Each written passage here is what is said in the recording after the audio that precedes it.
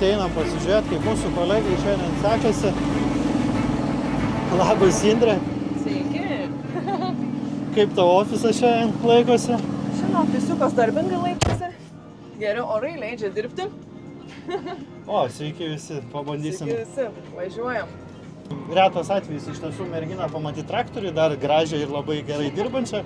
Pasidalinsim, ką patys veikiam, užkulisiai mūsų, kitaip sakant, darbo, tą, ką veikiam pas save ūkiuose, nes didžioji dalis mūsų agronomų yra ūkininkai. Tai šiandien aplankėme kaip tik vieną iš jų, Indrę Adomaitytę, Šiaulių kraštas, Šiaulių rajonas.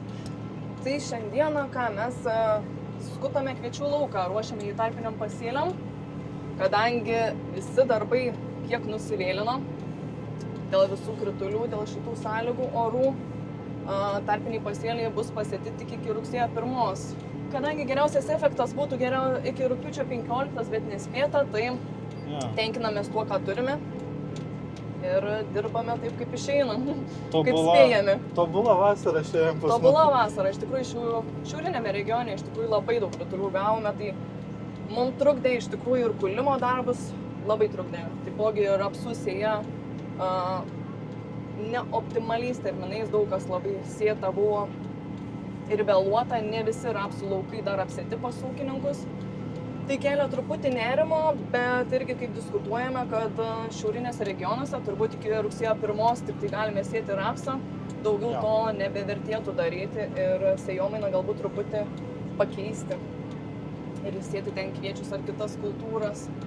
O jeigu dar vis tiek nusprendė ūkininkai, daug ir skambučių sulaukėm iš tiesų pašnekesių, ką daryti, ar didint mum normas, ar jūsų krašte dar yra besėjančių ir didinančių būtent rapsų normas, po kiek augalų į kvadratinį metrą maždaug sėjat?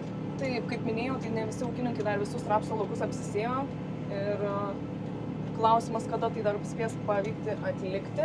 Tai rapsų normas didiname iki tiek, kad būtų apie 45 augalus, kitur jau 50 augalų į kvadratą, kitur tai aišku standartiniai skaičiai, bet mes buvome įpratę su truputį mažesnėmis normomis. Jo, čia pas jumis pradėjo nuo kokių 35, ar ne? Nuo 37, taip kažkur žiūrint kokiems sėjos laiku, nes matot, irgi nepavyko taip anksti pradėti sėjos, kaip buvome planavę. Iš tikrųjų, tai kažkur apie 40 augalų dažniausia turbūt sėjos norma buvo.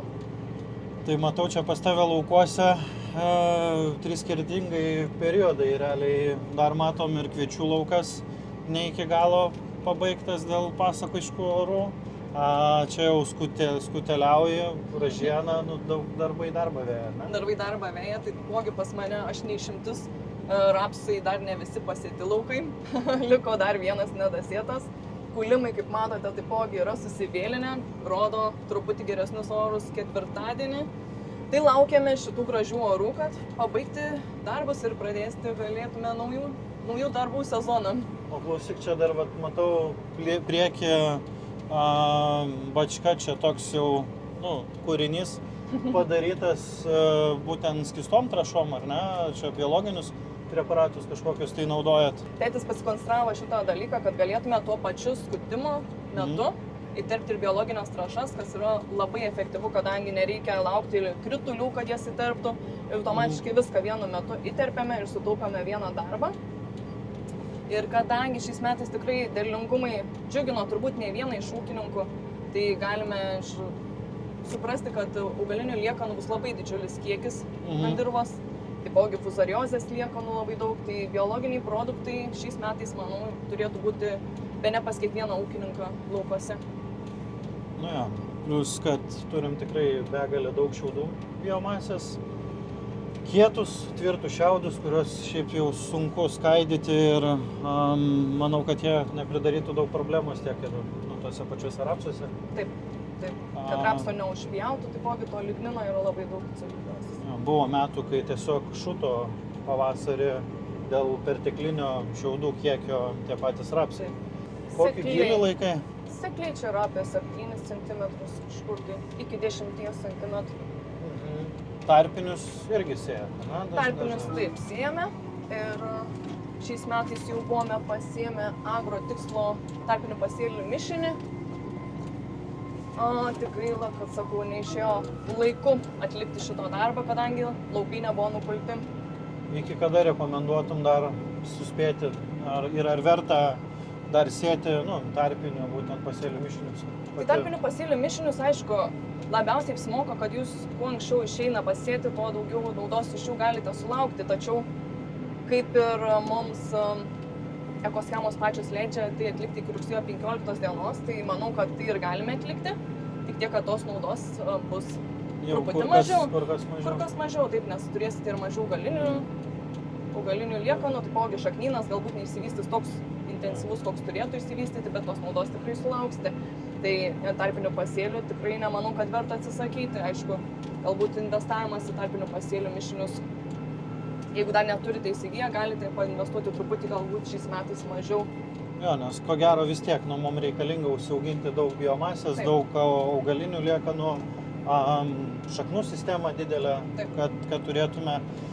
Ir žiemą taipogi šaknis po to išnyksta, numiršta, degonės jau palieka kitiem augalam maistinės medžiagas, išakina ir visa kita. Tai šitie darbai vis tiek bus atlikti, kur mažiau ar daugiau. Tai jūsų krašte šiaip Šiauliai linkia į tą, dirvožinimo gerimo priemonės, biologiniai preparatai, ką matau, net jeigu ūkininkai linkia konstruotis, vis tiek ir anksčiau tai darėt, tai labai džiugu šitoj vietoj. Toliau čia pas tave technika matau, kad vairuoja pati. Čia poilsiauji ar dirbi? Truputį padirbam, truputį poilsiaujam, viskas turi būti su saiku. Ūkininkai irgi paskambina, ar ne? Taip. Kolegos. Gera vadinti šiaip kolegom, ūkininkus kolegomis, nes patys tokie esam, tai kažkaip fainai ir bendrauti, ar ne? Kai patys tokius pačius darbus darom ir dažniausiai ūkininkas paskambinęs klausia, tai jau ar pasisėjai, ar nusikūlė? Taip, kokie derlingumai pas patį. Kaip šiemet tikrai, ne tik Palangos verslininkam, bet ir pelnytai, ko gero, ir ūkininkai gali sakyti, kad šiemet tikrai vasaros neturėjom. Dažniausiai aš visą laiką sakau, kad man vasara pasibaigė, tai taip rugpjūčio pirmom dienom, nes prasideda tada didieji derliaus nuėmimo darbai. Ir kaip čia jaunimas mūsų kartos žmonės sako, kad vis dėlto čia kažkaip tai pavėlavo šiemet javapjūtė, bet remiantis daugiamečiais rodikliais matom, kad tikrai jinai atėjo laiku ir tiesiog pernai ir užpernai turėjom tą laikotarpį šiek tiek ankstyvesnį dėl temperatūrinio režimo. Tai šiemet tiesiog mums tą savaitę iš mūsų pavogė labai aukštą kritulių kiekį beriantis dangus. Tai tiesiog čia jūs tikriausiai irgi ten populiarus dabar pasakymas. Atvažiavus į laukus pradėjom vogti kviečius, vogti tonas ir daryti darbus. Tai labai yra sunku, kai čia dar net javai nenuimti, o jau reikia ir rapsą, jau būt pasisėjus. Šiaip iš tiesų irgi pagal niekada negali pasakyti, nežinom koks tas ruduo ir nežinom kiek jisai bus šiltas, kokios turėsim temperatūrinį kokį režimą, kiek drėgmės dabar matom, kad turėsim daug, bet kol kas matom, kad nėra aukštų temperatūrų. Vienas dalykas, kuris ko gero, kas liečia rapsą ir kodėl ko gero nereikėtų labai nuvėlinti rapsų sėjos, tai manau yra tas, kad vienas faktorius, kuris niekada nesikeičia, yra dienos trukmė. Ir ko gero čia ties tuo momentu mes vėlgi matom, kad augalai dabar linkę, turint aukštą temperatūrą, jie daugiau eikvoja maisto medžiagų, daugiau vegetuoja, nenueina laiku, kaip sakant, miegoti ir tų maisto medžiagų daug išnaudoja būtent tai savo vegetacijai, o ne tam kaupimui. Ir dažniausiai gaunasi šitaip, kad tas ilgas ruduo pridaro niekokių variantų. Ta prasme, ir gaunasi, kad tie augalai silpnesni ir tas pavasaris daug eikvoja maisto medžiagų, nes atsikėlus iš po žiemos miego pradeda augalai reikalauti tiek maistinių medžiagų, tiek temperatūrų.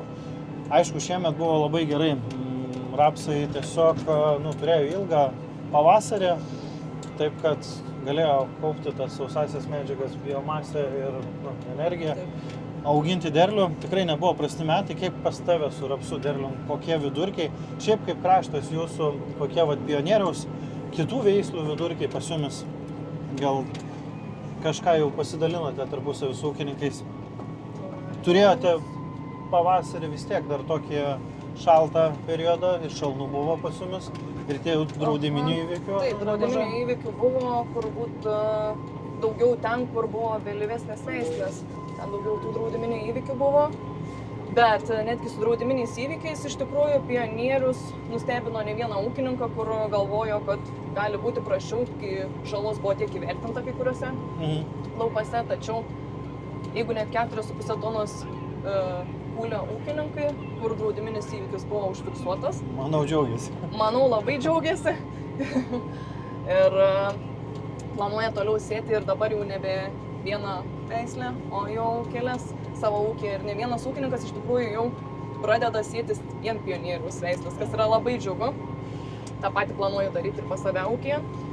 Tėtis pasimėginęs praeitais metais kitas veislės pasilygino. Šiais metais suprato, kad pionierius užims visus rapsų laukus pas mus.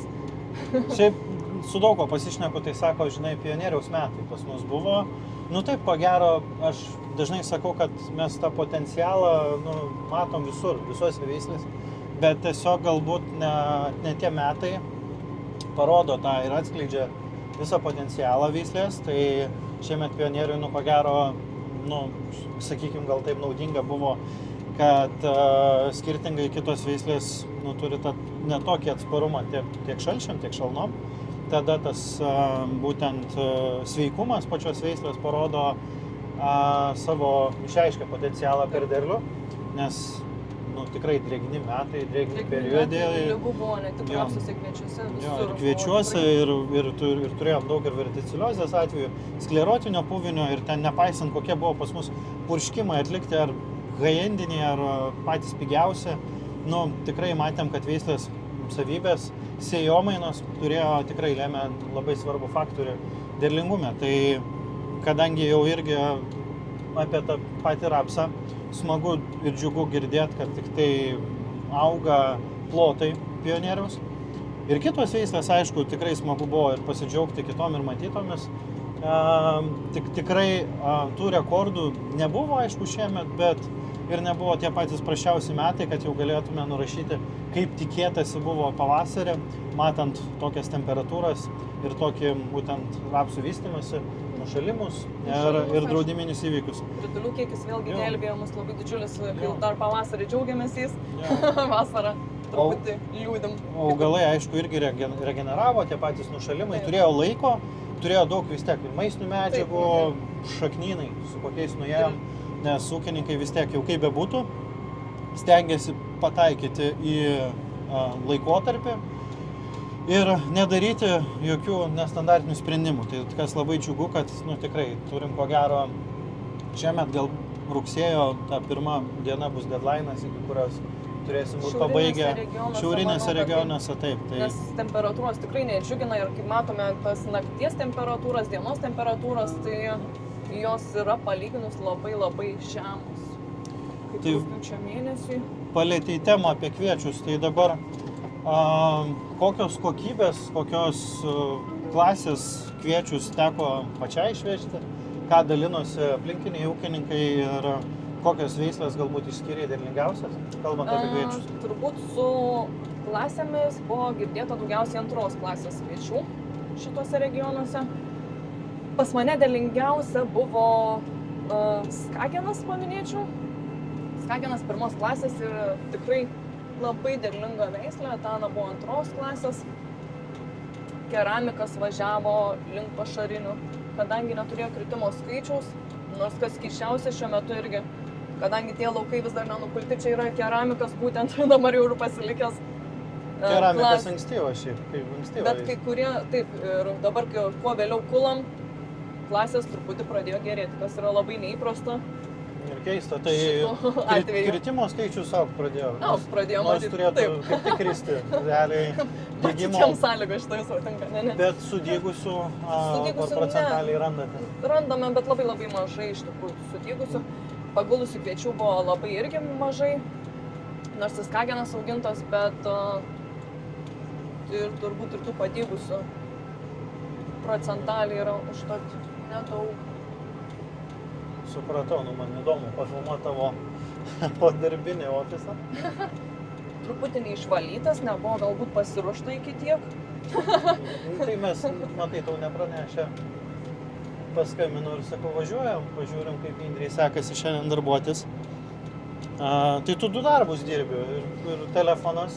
Ir telefonas taip, kas yra labai patogu, įsikiši vieną ausinuką ir gali komunikuoti, bendrauti su bendraminčiais. Iš tiesų, toj baigsis mūsų pasivažinėjimai, toj lėksim į laukus pas ūkininkus, nes vis daugiau klausimų sulaukiam ir apie tos pačius herbicidus. Kaip tik vakar gavau klausimą, ką būtent rinksitės ar ką jau pasirinkot žieminėse rapsuose, kokius herbicidus naudosite šiemet.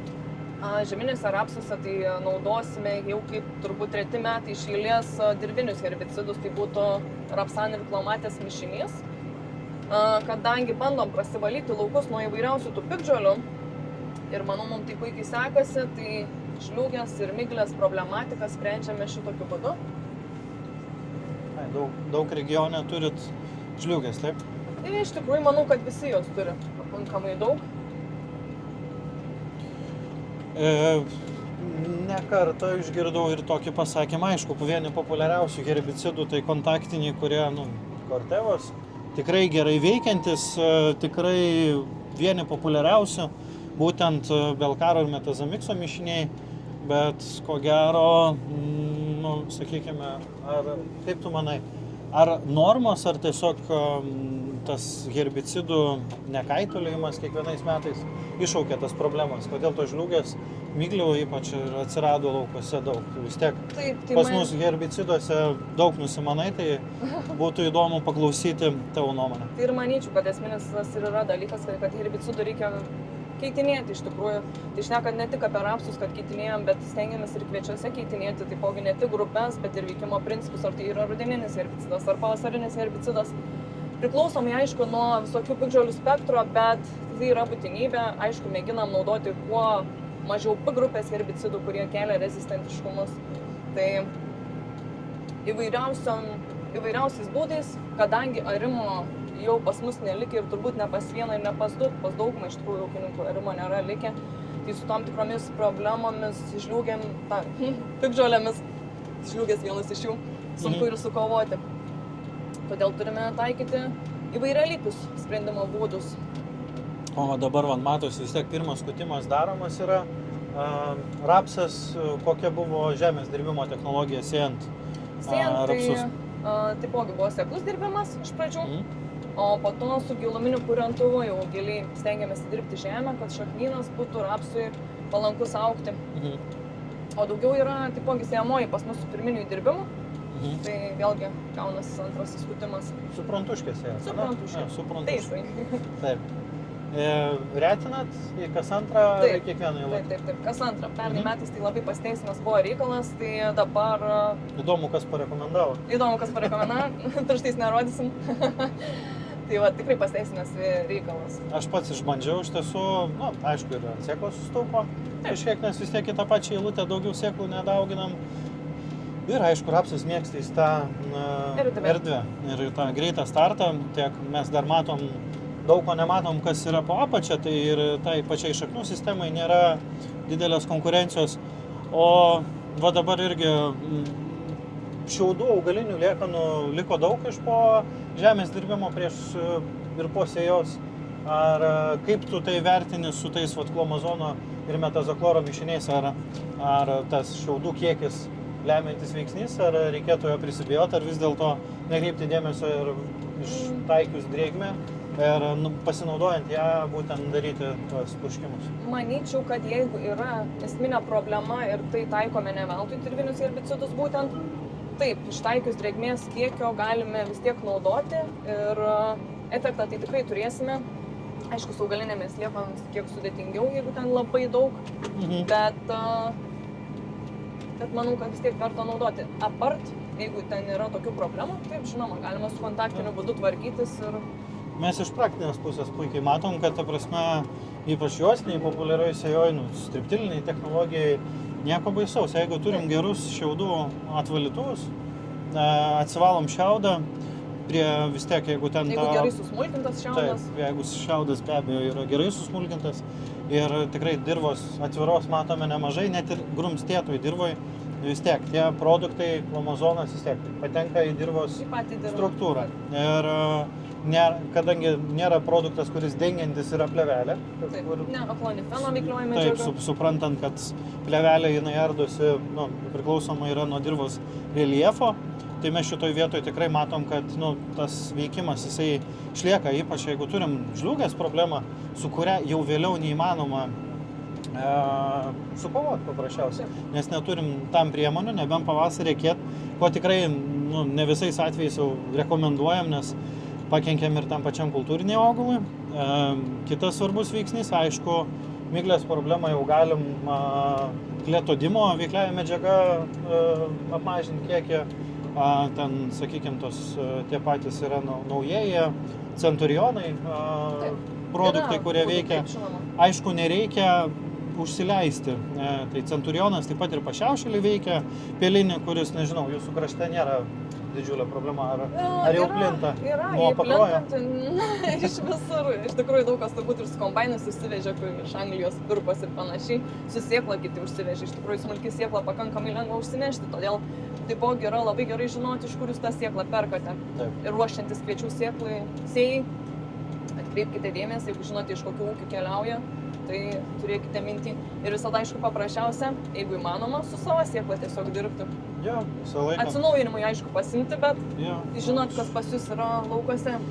Nes niekada negali žinot, ką niekada negali žinot, ką gausi. Tai čia jau truputėlį toks, aišku, negeras veiksnys darosi, nes tikrai matėm ir nelabai kokybiškos kviečių pasėlių, būtent su įvairiausiam priemušam, pradedant nuo dirsių, baigiant tikrai visų žemdirbių, siaubų, pašiaušėlių, su kuriuo tikrai praktiškai efektyvių priemonių 100% nėra. Jų galima tik tai kažkiek tai apmažinti, sakykime, neleisti tam, kad užgoštų kultūrinius augalus, šiuo atveju kviečius, bet tikrai šiuo atveju, aišku, turėsim ko gero gal ir sprendimo, apskritai kalbant Lietuvos mastu, kiek ir supratau, žadėjo ir tas pats BASFas registruoti ir dar kol kas nežinioj, bet gal gausim kokių žinių, tai tikrai su jumis pasidalinsim. Taipogi, dabar jau palėtėm tą temą apie kviečius, tai su kiek milijonų startuojat ir kokias veislės, su kokiom pradedam tą būtent sėjimą pas jums jūsų krašte ir nuo kada, ko gero, pradėsit galvoti apie sėjimą? Iš tikrųjų, manau, pradėsim žiūrėti palei orus ir palei visą situaciją, kada mes čia tiksliai pradėsim su tais kviečiais. Bet rugsėjo 15 kažkur diena jau tokia optimaliais terminais skaitosi optimalūs terminai. O su milijonais tai skirtingai, bet panašiai nuo 3,5 iki 4 milijonų kitur jau, aišku. Esame darę ir bandymą pas save ūkyje su 2, 3 ir 4 milijonais.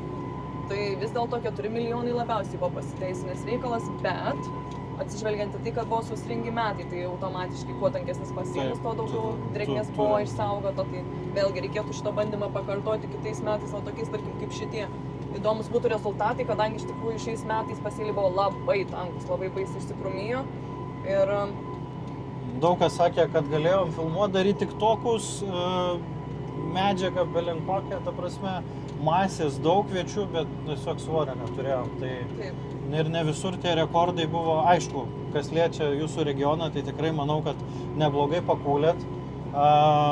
Ir ko gero, tikrai geri metai, aišku, gal kokybės norėjosi ir didesnės, bet tas tankumas pasėlių, nebuvo tas veiksnys, kuris, sakykime, šiemet būtų gelbėjęs. Ir daugelis, kurie sėja tankės normas, kalbu, kad pradeda nuo 4,5 milijonų, jie šiemet sako, kad galbūt, jeigu pradėsim šiek tiek anksčiau tuos sėjimus, apie 10 rugsėjo startą pradėti, tai tikrai pradėsim nuo gal 3,5 ir 4 milijonų, bet ne daugiau.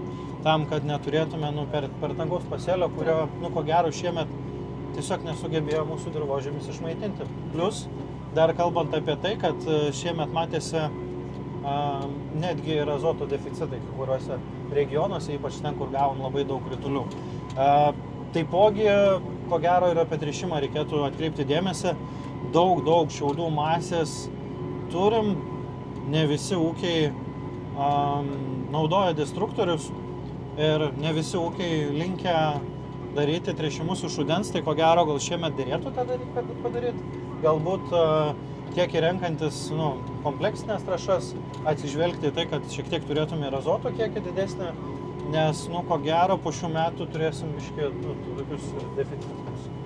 Kaip tu manai? Pasakyk atvirai, man labai įdomi tavo nuomonė. Žinoma, kad taip. Iš tikrųjų reikėtų naudoti arba azotinės trąšas, arba, kaip tu sakai, destruktorius, kurie padėtų viską. Ypač žieminiuose rapsuose, normalus, jeigu mes skaičiuojam, norim užauginti bent jau 3,5-4,5 tam tarpe tonų derlių, tai ko gero irgi reikėtų atsižvelgti tai, kad rapsai, normalūs rapsai, jie per rudens vegetacijos laikotarpį turėtų kažkur tarp 40 ir 60 azoto veiklios medžiagos suvalgyti. Taip. Ir ko gero tas tręšimas šiemet jiem dar būt padėtų pasitempti, jeigu mes neturėsim aktyvių aukštų temperatūrų. Kas panašu, kad ir bus iš tikrųjų greičiausiai, kad reikės patempimų rapsui ne vienam ir ne dviem laukam iš tikrųjų. Tai tikrai Jau pradedame svarstyti apie visą šitą reikalą. Jo, nereiktų paberti papildomai azoto jau prie tų pačių kompleksinių trąšų ir tų sprendimų, nes jau pernai metais pamatėm tuos įvairiausius, sakykime, momentus, kada rapsai turėjo tos geltonus lapelius, būtent indikuojančius apie azoto deficitą, jo trūkumą. Taip. Pernai situacija. Jo, žinoma, visokių tų situacijų buvo individualių ir visą laiką reikia pasitarti su agronomais, konsultantais. Nes kiekvieno istorija yra individuali. Jo, ir nesvarbu, ar mes dirbam, ar traktorių sėdim, ar važiuojam keliu, tikrai pas jumis atvažiuosim ir pasiskambėję, pasitarsim, pasikalbėsim individualiai apie kiekvieno situaciją atskirai. Toliau, kokius herbicidus šiemet kviečiuose planuoji naudoti, ar jau turi nusimačius, o gal jau nusipirkus, įsigėjus tam tikrų produktų, į ką reikėtų atkreipti dėmesį dabar ruošiantis būtent kviečių sėjai.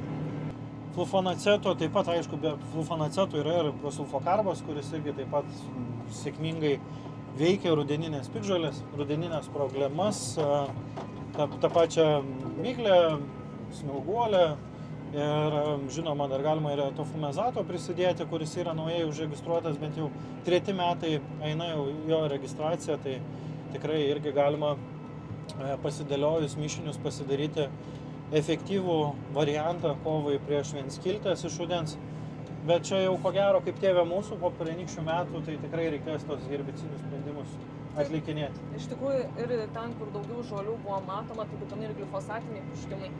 Tai atsižvelgiant į tai, ką mes turime, ar mes turime varpučio ausnų, ar dar kažkokių žolių, ar tiesiog turime vienmetės, tai atsižvelgiant pasirenkam glifosato normą ir būtina susitvarkyti ir šitos problematinius laukus.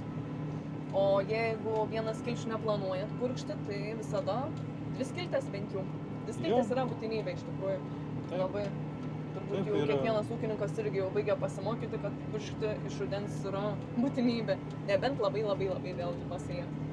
Tai ir šiemet, ko gero, tie metai, kadangi vėlgi drėgmės turėsim ir kviečių sėjai, tai ją naudojantis, tai reikėtų irgi pasigalvoti apie fluorosulamo kontaktinius produktus, kurie turi šią veiklę medžiagą ir taip pat gretutinai dasidėti diflufenikano, kuris realiai yra pagrindinis dirvinis herbicidas kviečiuose. Jo veikimą net galima pastebėti irgi net pavasarį. Tikrai išlieka produktas, ta veiklioji medžiaga ilgai dirvoje.